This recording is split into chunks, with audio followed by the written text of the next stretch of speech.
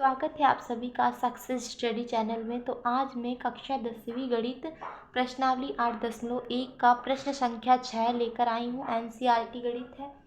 तो आप देख सकते हैं स्क्रीन पर प्रश्न संख्या 6 है। यदि कोण ए और कोण बी न्यून कोण हो जहाँ कोश ए बराबर कोश बी, तो दिखाइए कि कोण ए बराबर है कोण बी के।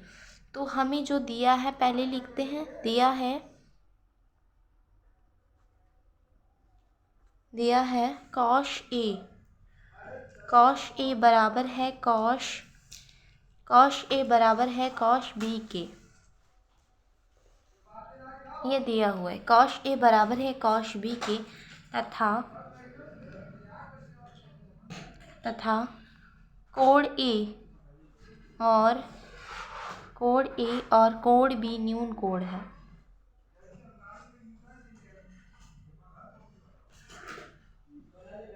कोण ए और कोण बी क्या है आपका?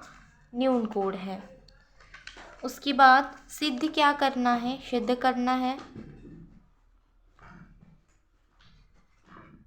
करना है कोण ए बराबर कोण बी। ये सिद्ध करना है। तो कोण ए का मान कितना दिया है? कोश ए दिया है। और कोण बी का मान क्या दिया है? कोश बी दिया है। तो हम इसके लिए एक समकोण त्रिभुज बनाते हैं। एक समकोण त्रिभुज इस तरह से बना लेते हैं।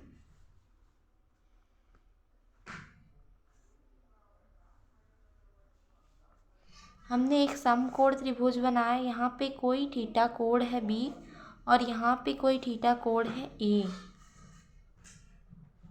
ये कोण ए है और ये कोण बी है और ये सी है। ये एक समकोण त्रिभुज है।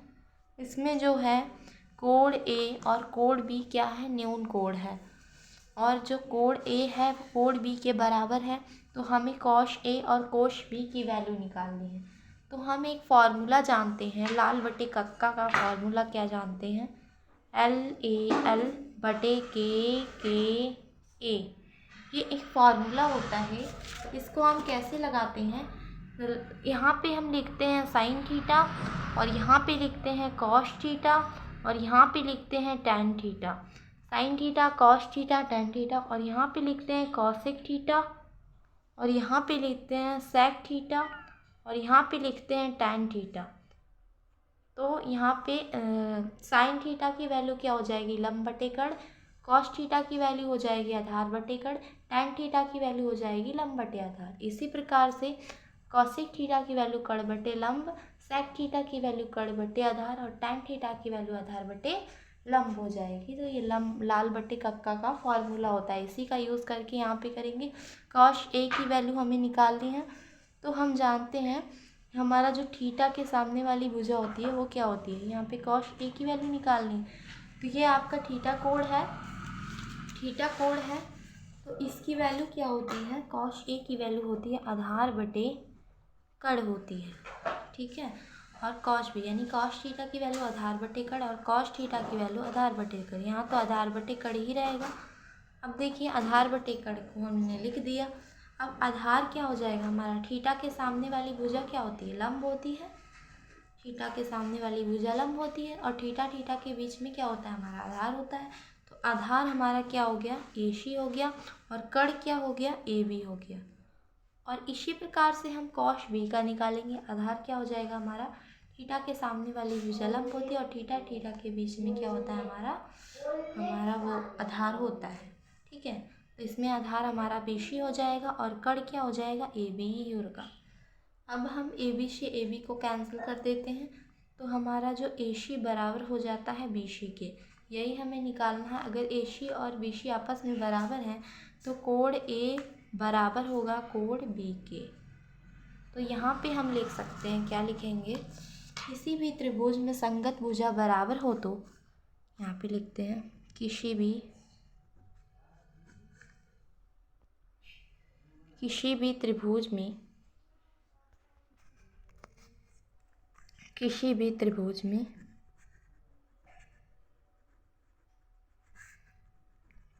में संगत भुजा बराबर हो तो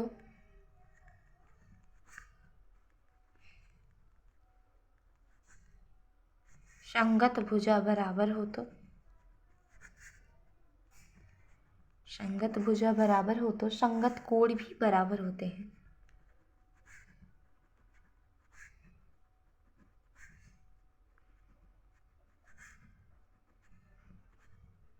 तो यही हमारा फाइनल आंसर हो जाएगा और यही हमें प्रूव भी करना था। ये हमारा क्वेश्चन दिया था, एक बार फिर बता देती हैं। देखिए जैसे कॉश ए बराबर है कॉश बी के और कोण ए और कोण बी न्यून कोण है, सिद्ध करना था कोण ए बराबर है कोण बी के।